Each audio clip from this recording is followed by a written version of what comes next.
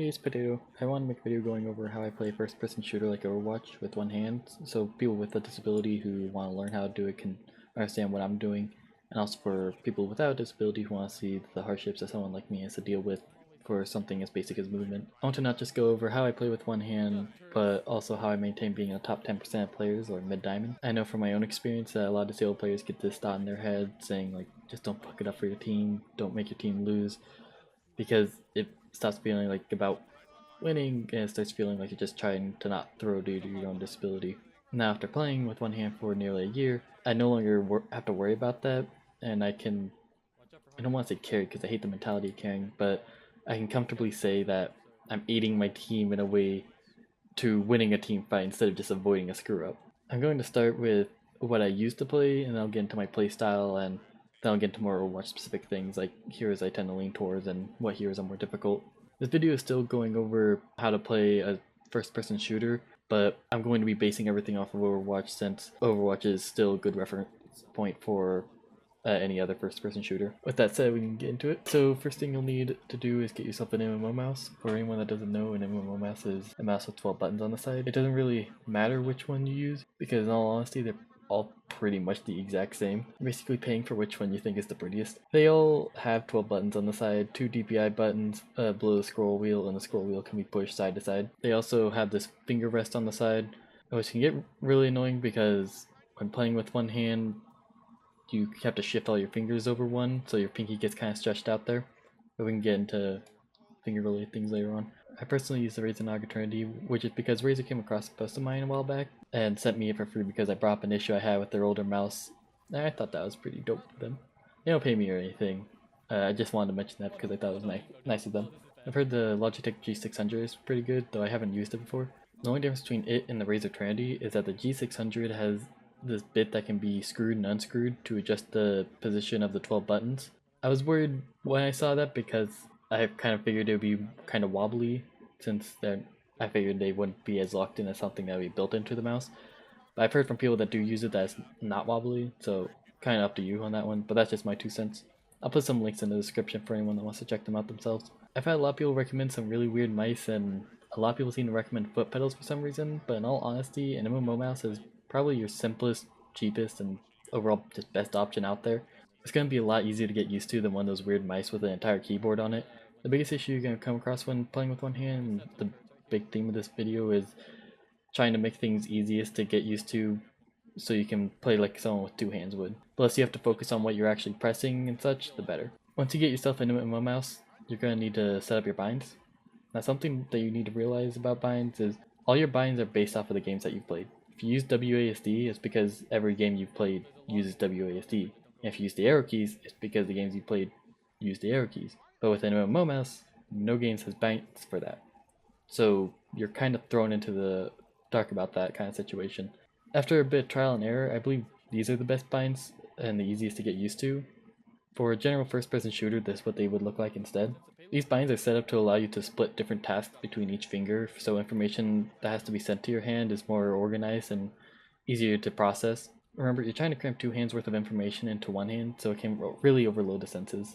With these binds, your thumb is going to control your movement and crouch. The best way to press the buttons is to never pick up your thumb and just hold down 8 or forward, and slide your thumb around in the direction that you're wanting to go. You can kind of think of it like a joystick on a controller. That's why there's 6 buttons for movements instead of 4. You can't move in diagonals with one hand because you have only one finger devoted to movement, while with 2 hands you have 3. When you have 3 fingers, you can 2 fingers for strafing and 1 finger for up and down. With one hand, with just that one finger, you have to be able to do all of that. So you need to be able to move in diagonals by having left and right next to both the up button and the down button.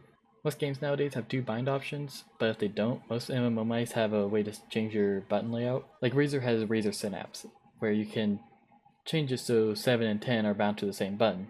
Then whatever button 7 is bound to, 10 will still be bound to that as well. If it doesn't work, then I've seen some people recommend this setup, but keep in mind this would be a lot harder to adapt to. Also remember that because crouch is set to 5 and walking down is 2 buttons below that, it's hard to crouch and walk backwards. Basically you have to have your pointer finger hold down 5 and your thumb hold down back. I've ran into very few situations where I've actually needed to do that. Moving on, your pointer finger is going to control your abilities in these other 2 buttons. If you hold your hand like a claw, you'll notice that if you try to move your thumb forward, it moves perpendicular to the direction whenever you move your pointer finger forward. Because of this, when you want to press a button on the side of your mouse with your pointer finger, you have to press your pointer finger to the side, while your thumb you just press down. So because of that, you just want to have your top buttons bound for your main abilities. That's also why your ultimate is at the bottom with 2 useless buttons next to it. It just makes it a lot easier to not have to worry about pat fingering your ult or something like that. Plus, who wouldn't want this spray bound? Your middle finger is going to control mouse 1 and the scroll wheel. You still want mouse 1 and mouse 2 to be bound to primary and alt fire respectively, just because it's the only binds that you can keep the same. It makes it much easier to adapt to when you're already used to some of the binds. Since all MMO mice allow you to press the scroll wheel to the left and right, and you can also scroll up and down and then also press mouse 3, the scroll wheel in total has 5 binds to it. For anyone wondering if you could actually walk like this, I've tried it though, and it's really choppy. It doesn't really work out, though it is kind of funny to watch. The scroll wheel instead controls other gun related binds. Reload is bound to scroll up, weapon swap is bound to scroll down, and punch is bound to mouse 3. I had to bind interact or teleport to pushing the mouse to the sides, just because I had nowhere else to put it since they only recently added that. Now I still am fortunate enough to be able to press spacebar, but if you can't, I recommend binding it to pushing the scroll wheel to either the left or right, and then just binding interact to the other direction. Your ring finger just controls mouse 2. Lastly, your pinky is not actually going to be pressing anything. You want your pinky just to be devoted to moving the mouse. You need 2 fingers to properly grip the mouse to move it around. Usually it's your pinky and your thumb. This means that you'll always be blocking and trying to turn. It's gotten me killed a few times and it's pretty annoying, but it doesn't happen that often. It's hard to explain, but it takes too much brain power, for lack of a better term, to let go of the mouse button when turning in a fight. You're pressing so many different buttons and trying to keep track of so many different things, you can't really waste focus on letting go of walking. You'll also notice your comfortable mouse sensitivity changes. I personally use 4500 DPI and 2.3 in-game sensitivity, which is considered high, but also keep in mind it's very difficult to turn around. In fact, when an enemy is circling around me, instead of adjusting the mouse, a lot of times I'll just quickly spin the mouse around in the opposite direction to do a quick 360, so I can keep my mouse turning in the same direction. Something to note is that it feels like you'll never have a perfect sensitivity, since you're moving the mouse while trying to press buttons on the side of the mouse, and since sometimes you'll press different buttons when moving that mouse, your sense can be very different each time. Now eventually you do get kind of used to it, but it takes a very long time. So long in fact, I didn't actually think it was possible to get comfortable with it until about 8 months or so into learning how to play with one hand. Now that you've got your binds set up, you can work on getting more comfortable on them. It took me about a month or so to feel comfortable with them, but I'd say it took me about 6 months or so to get really good with them. Next I want to get into the problems you'll face and the playstyle I use that may help you. You'll notice just trying to walk around and do stuff out of a fight has a different level of comfortability to it than trying to do stuff in a fight. In a fight, you'll feel the clock pressuring you and you have to track things like the kill feed and other enemy locations and stuff like that. Outside of a fight, you just need to walk around to the right position and look for enemies. When playing with one hand, you want to try to maximize your time out of a fight and doing things without having to really be pressured to kill things before dying. That sounds weird since it's a game about fighting and shooting, but I like to describe it as playing directly and indirectly. Playing directly is when you're in a fight and your actions are done with the intention of doing just their base assumptions. For example, I'm going to shoot here to kill this guy. That's a direct action.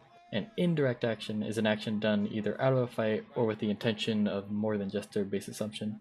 A good example of this would be Symmetra's turrets. With Symmetra, sometimes I'll place a turret on a flank, and if that turret becomes active or breaks, I know someone is over there. That turret wasn't placed to deal damage, it was placed to gain information about that area around it. That's an indirect action. Since placing Symmetra turrets is mainly an action outside of a fight, it makes it much better to process that action and execute it, versus trying to figure out what ability to use in a fight like Tracer would. Now I'm not saying never play in a fight, that's not what I'm saying at all. In fact, I've been known to be very aggressive and tend to die a lot. But I'll still devote a lot of my focus to trying to do indirect actions than direct actions. Another thing I'll do when playing Bastion, I'll tend to get 10 to 15% accuracy because I'll fire all my shots at corners and doorways when moving the payload. I know I'll have to reload more, but the trade-off is the enemy is much less willing to push into a barrage of bullets and they'll tend to back up and give my team more space. Another thing to keep in mind when playing with one hand, you realize there's a lot more mechanics than just aiming. I remember with old Symmetra and with Winston, people say they don't have any mechanical skill to them, but just try playing with one hand for 5 minutes, you'll quickly realize how wrong that is. I'd say I have pretty good aim. I can reach 50% accuracy on McCree fairly easily, though when I started it was around 10%. But I still have absolutely horrible mechanics on heroes. The best way I can explain it is when playing the new Symmetra, I'll run into situations where I'll throw down my teleporter, then throw a bunch of turrets on the ground, and only then will actually start attacking someone because I just get so overstimulated. I don't really know what to do and kind of panic, and my brain just presses whatever button it thinks might work until I actually start to think out the situation and know what to do. That's why, in my opinion, heroes like Winston are much harder than McCree, because at least McCree doesn't really use abilities in a fight except for a flashbang or roll here or there. With Winston, you have to jump, drop a barrier, try to punch when landing in a fight, remember to ult when you're low, remember to keep track of where your team is, and push up with your team and stuff like that. And these kind of issues will always be there, at least they have been for me. The way I handle my issues is that I try to make up for my horrible mechanics by trying to maximize my ability to understand the game and my enemies. I don't have a mental disability, I just have a physical one. So I realize I need to maximize my mental to make up for my physical. I've seen talk to a lot of Overwatch players about trying to learn more about the game, and it seems a lot of players with two hands will agree that they feel they have bad mechanics and try to have a good mental, but they'll seem to get in this mindset that their mechanics are what's solely holding them back. They'll say things like, I had the mindset of a diamond player, but I'm Heartstar Gold because of my mechanics. Well, I guess I'd agree I'd probably be higher with better mechanics because, who wouldn't? I can't really say that's what's holding me back because there's a near infinite amount of things to learn about the game. I play with one hand and I'm not Grandmaster, but that's not what's keeping me from Grandmaster. What's keeping me from Grandmaster is I simply haven't learned enough about the game to make up for my own disability. I'm not going to use my bad arm as a scapegoat, that's what the Widow main on my team is for. Two tips to get better at learning though are to just look for your indirect options to minimize the stress on your hand, and to always try to look at things from your enemy's perspective.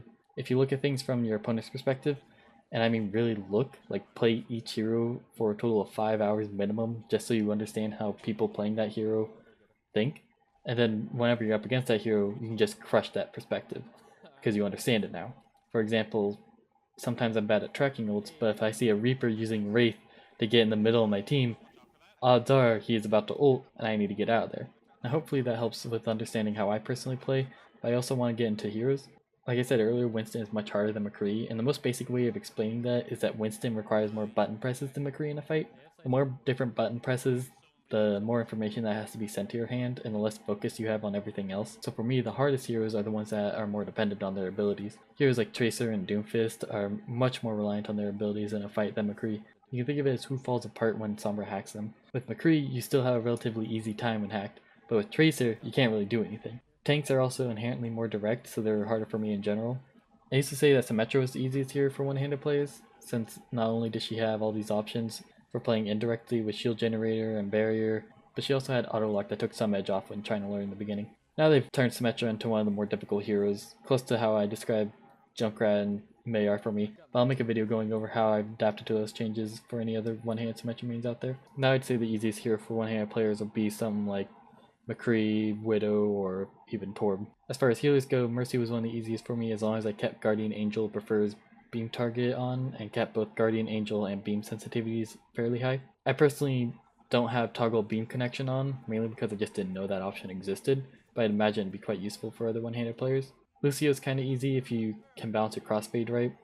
The rest of the healers are pretty difficult though. I say Pharah is the hardest hero for me just because it's so difficult to manage your fuel while trying to play with one hand. I remember playing with two hands and it was much easier. Anytime I play her though, I'm on the ground half the time due to just poor fuel management. Now I'm not saying this goes for all one-hand players.